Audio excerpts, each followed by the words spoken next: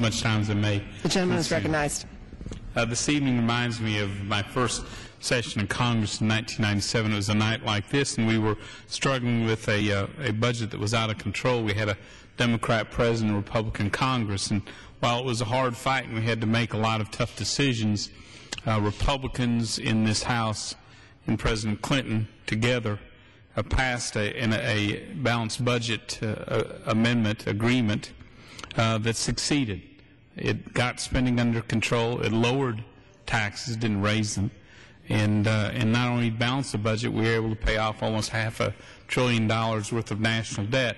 I remember it because almost no Democrats voted for that. I mean, they claim credit now for balancing the budget, but they voted against the law that balanced our budget and allowed us to pay off that national debt. Tonight feels like that because I think we have the opportunity, unfortunately, to go the other direction. My worry is that this Obama Democrat budget guarantees red ink for decades, that we may never see a balanced budget in our lifetime if this budget passes. Americans I know, Texans I know, are growing increasingly worried about our unprecedented spending spree. You know, the President's budget and the Democrat budget we're talking about tonight, it raises taxes, it explodes spending, and it heaps on mountains of new debt for the next decade. It's clear America's finances are on the wrong track. We need to change the path now. We need to change it today, or risk never seeing a balanced budget in our lifetime.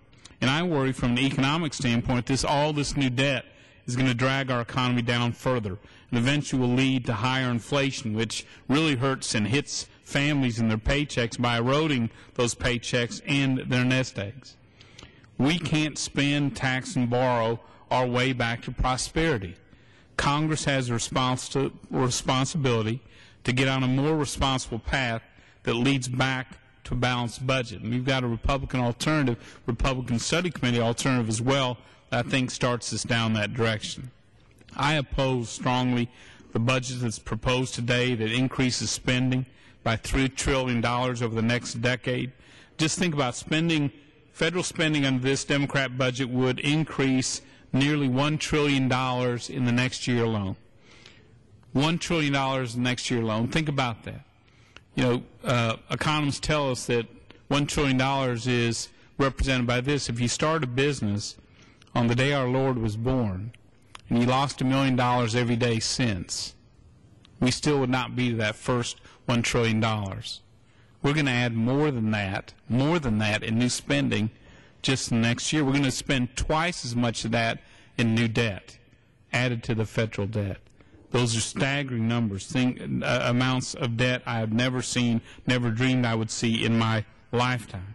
And it gets worse. Under this budget plan and budget path, over the next 10 years, the debt held by the public will triple to over $17 trillion, again, amount that most people never dreamed we would see.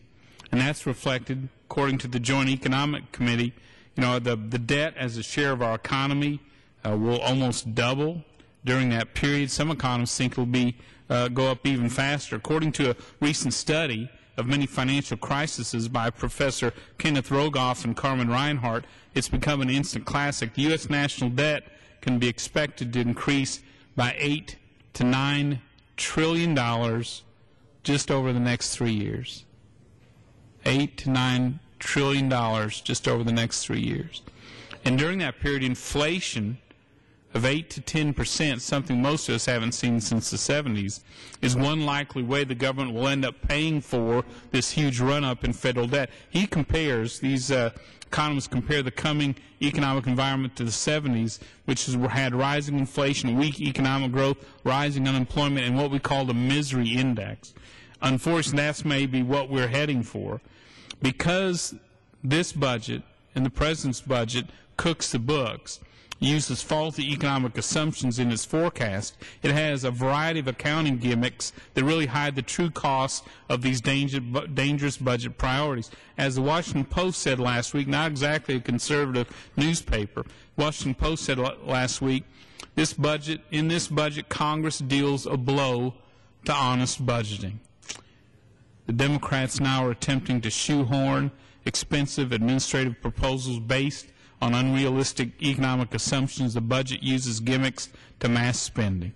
And so we're going to see much higher debt and eventually higher taxes. The fact is the U.S. can't afford to engage in the spending spree on top of a stimulus, on top of a budget just passed, huge spending, on top of the new bailout dollars, and now this budget hitting Americans straight in the face. And you would think we'd be listening to warnings from China and other of our creditors that remind us that there are limits to the appetite for U.S. Treasury securities.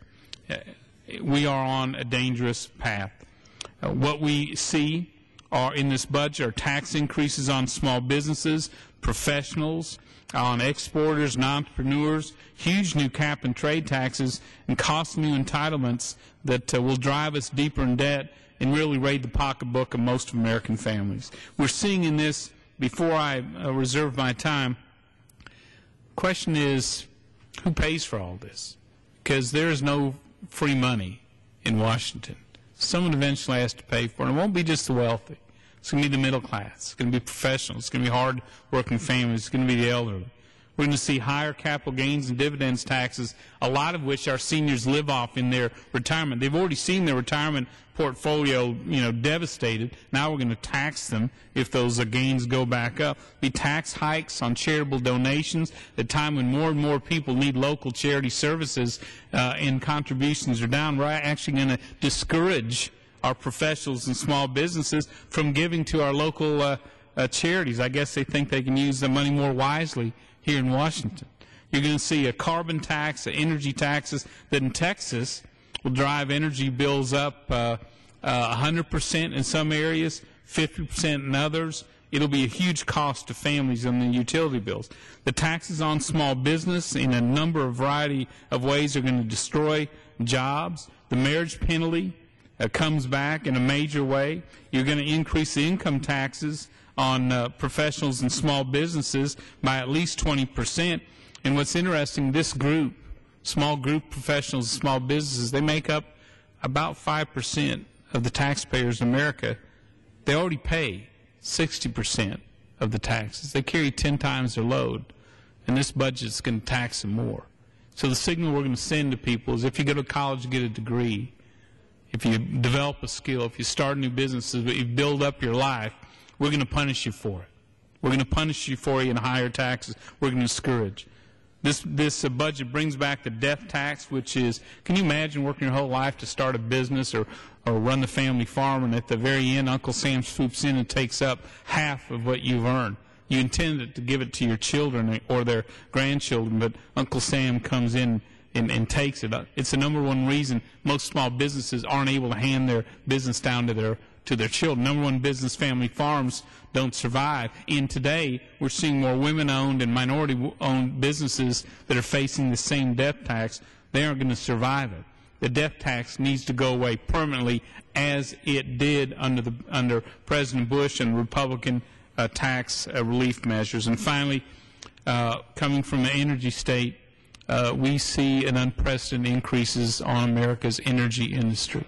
The very people who develop our oil and gas onshore, small and independent energy companies, will face devastating tax increases, including one where it actually punishes them, treats them like they're foreign investors, punishes them for drilling and exploring here on America. In fact, offshores, our workers offshores our energy from America, and it makes no sense at all. At this point, we have several members of the Joint Economic Committee and others who would like to share their thoughts on this budget and on the condition of America's financing. And with that, I would like to reserve, Madam Speaker, the balance of